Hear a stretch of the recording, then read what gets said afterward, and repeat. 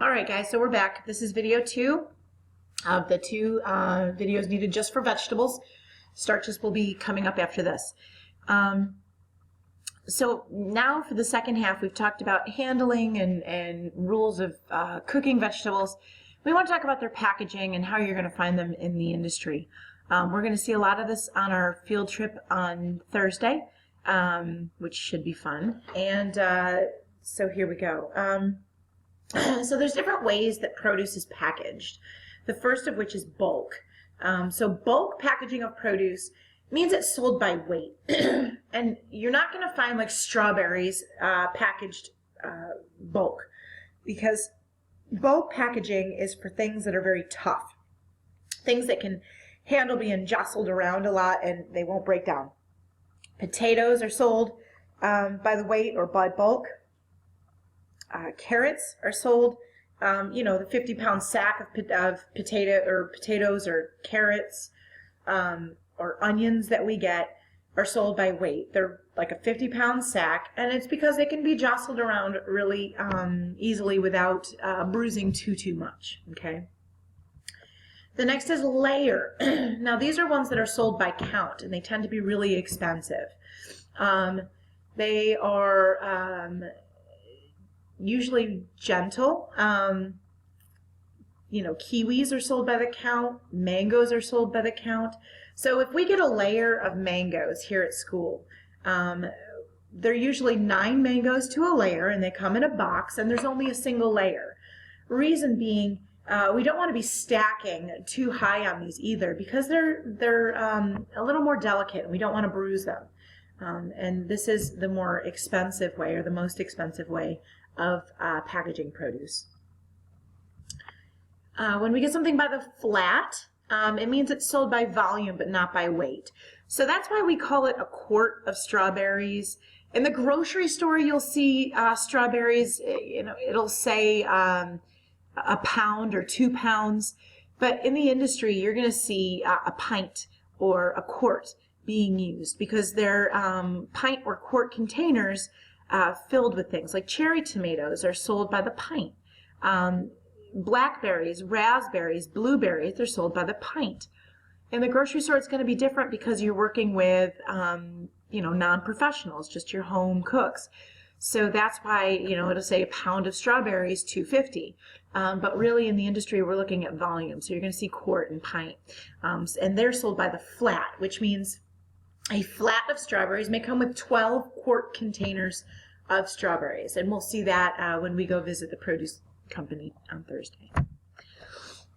Tomatoes happen to come different layers. They can come bulk, flat, or layered, depending on what kind of tomato it is. You will notice that a lot of times at school we use plum tomatoes or Roma tomatoes, or the Italian tomatoes. They are very sturdy. So they can be bulk packed. It's the cheapest they come. And we're really not too concerned with them getting bruised up too badly unless they start getting a little bit older. So bulk tomatoes, those are sturdy tomatoes, ones that they can be jostled around a little bit. Then there's flats.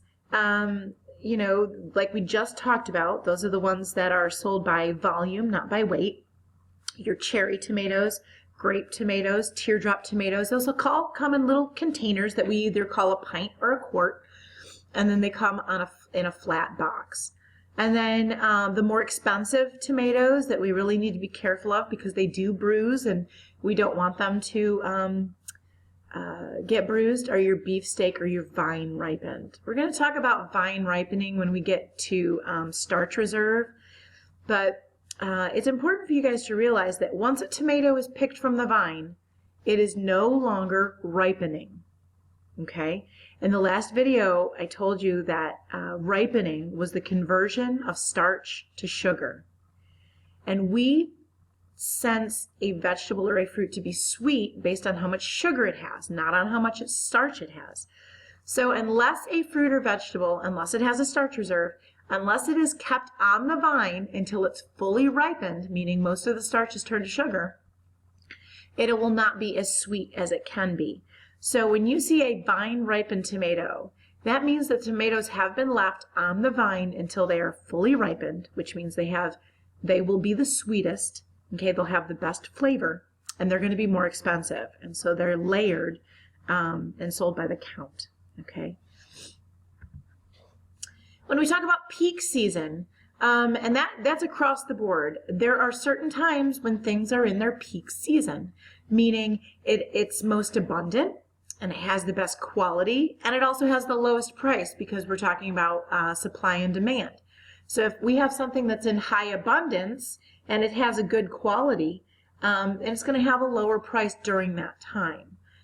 So for instance, right now we're going into winter, kind of winter months, so you're going to see peak season of citrus fruits, and then you're going to start seeing things that are, and apples and things. This is our peak season. Especially Texas grapefruit. Right now is a great time to get Texas grapefruit. What you're not going to see, or what you're going to start seeing prices going up on, are things that we consider summer fruits, like watermelon and fresh berries. You're going to start seeing prices go up a little bit more. Grapes will start to go up a little bit more. So peak season, we want to be using peak season ingredients on our menus so that we can control costs, but also so that we can provide the best flavor. These days you can get anything from anywhere around the world, but you're going to be paying for it. Okay, so if you always keep your menu exactly the same and you're selling things that are usually summer type dishes, and you're going to try to serve them in the winter, you're going to be paying more for them. Okay, so you have to keep that in mind. We want to know what our peak seasons are. All right, now the starch reserve that I was telling you about. There are certain fruits that will ripen, meaning starch is converted to sugar after being picked. But as a rule, once a fruit or vegetable is picked, it is as sweet as it's going to be. The only exceptions to this rule are kiwi, apple, banana, avocado, pear, papaya, and mango. All of these things will continue to ripen after they've come off the vine. So that is why you will see bananas in the grocery store from very, very green to almost brown. Okay, they sell them like that on purpose. I know personally, I pick up the green ones because I know they will continue to ripen. That starch will turn to sugar on my countertop, and my kids can't eat them fast enough. If I get them perfect at the grocery store, by the next day they'll just be, they won't touch them if they're brown. So, that's why you can do that with bananas. Same thing with avocado. You can buy them when they're hard and keep them on your countertop, and they will ripen. But anything else, like what we were talking about with tomatoes, they will not get any sweeter. They may change color, right? So I know my dad used to put the tomatoes on the windowsill to ripen them. He was not doing anything but waiting for the color to change, because tomatoes do not ripen once they're off the vine. All right, and that's what a starch reserve is. I always get this question. Well, I thought a tomato is a fruit, or bell peppers are a fruit. Well, there's a difference between a fruit and a vegetable botanically and a fruit and a vegetable culinarily, okay? So botanically, a fruit can produce within itself, meaning the seeds are the primary means of reproduction, and that's how they reproduce. The exceptions being the sprout from an eye of a potato, and pineapples, which is you can cut the top off of a pineapple, plant it in the ground, and get another pineapple plant. Those are all considered fruits. Vegetables, on the other hand, have to mature to the flowering stage in order to get the seeds for reproduction. So for a vegetable, the seeds for a vegetable are in the flower, okay? So that is botanically. For culinary purposes, the rule for fruit and vegetable is anything that is normally prepared savory is considered a vegetable, and anything that is normally prepared sweet or eaten sweet is a fruit. So that's why we say strawberries and apples and bananas and pineapple and papaya, those are true fruits. But tomatoes, although botanically they are a fruit, we use them culinarily as a vegetable because we cook them savory. Okay, bell peppers, same thing. They use seeds as a primary means of production, but we use them culinarily as a vegetable, okay? Same thing with potatoes. We use them culinarily as a vegetable. All right, so that's the difference between fruits and vegetables culinarily. All right, peppers. In case you did not know, green, yellow, and red bell pepper are all the same. There are hybrids like white, orange, and purple. But a green bell pepper, if left on the vine, will turn yellow. And if a yellow bell pepper is kept on the vine, it turns into red. And that's why green bell peppers tend to be smaller and cheaper, because anything that has to stay on a vine for a longer period of time will be more expensive. If you hear about banana peppers, those are like Italian peppers, and they tend to be pickled or spicy. And then there's over 100 types of hot peppers or chilies that we know about. And the degree of heat is determined by alkali, okay? And we know that that heat is contained in the ribs and the seed of the pepper. Bell peppers, very commonly used, are very, very mild, whereas we know there are tons of chilies that can get very, very spicy, all right? And all of those are peppers. There's two different types of squashes. There's the summer squash and the winter squash. Right now we're seeing tons of winter squashes, all of our gourds and our pumpkins and butternut squash and acorn squash. These have a very hard shell. They're squashes that are meant to be used in the winter. And they have a very long shelf life, anywhere between 1 and 4 months, a very thick, hard shell. There's no refrigeration required. That's why we keep pumpkins out, on the countertops for, 1 to 4 months. That's where it comes from. It's a winter squash. Soft shell summer squashes, on the other hand, like yellow squash, zucchini, and cucumber, those are all squashes. They have a very thin skin with a shorter shelf life, and they tend to be picked very young. Okay, so those are what we call summer squashes. Mushrooms, important to talk about. This is a fungus, not really a vegetable. It is a small plant. It has a stem and an umbrella cap. There's over 38,000 varieties, and only 1 to 2% are deadly, so keep that in mind.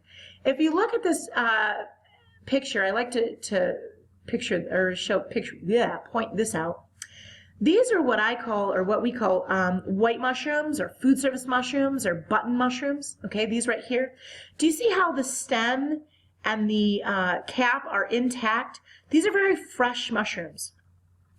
If you see browning, or this cap starts to come away from the stem, kind of like this is here, on button mushrooms, it means they're older, okay? Also, you see these back here. These are what we call cremini mushrooms. These are what we call portobello mushrooms. In between these, we have like what we call a portobellini, or like in between bella mushrooms, all right? So creminis are actually baby portobello mushrooms, okay? So mushrooms are very, very nice. We just have to make sure that we get them nice and fresh. There's different market forms of mushrooms. You can get wild mushrooms, cultivated or domesticated mushrooms, fresh mushrooms, dried. They have the most flavor because they've been dehydrated, right? All the moisture or the excess water have been removed. And we have to rehydrate. We also call this reconstitute. Dried mushrooms have to be reconstituted with some kind of liquid. But the great thing about dried mushrooms is that you don't have to reconstitute them with water. You could reconstitute them with wine or fortified wines like port or marsala. You could reconstitute them with stocks. And so because they're dried and all that excess water has been taken away, when we rehydrate or reconstitute with a flavored liquid, we're just adding more flavor, all right? And then mushrooms also come canned, all right? Some of our more exotic mushrooms, or mushrooms from the other side of the planet, may come as canned instead of fresh. Mushrooms are 80 to 90% water, 8% carbohydrates, only 1% fat, and they're great for these different vitamins and minerals. Okay, we don't want to see any water damage or decay on the mushrooms, no discoloration. We want to see a stem and a cap that are well formed, and make sure that they meet. We want the gills to be intact and covered with what we call a veil. All right, so that's the end of the lecture. You're more than welcome to go back and view anything again, something that you missed. If I talk too fast, that's why these videos are great. You can go back and view it again. And I will see you tomorrow. See you then. Bye-bye.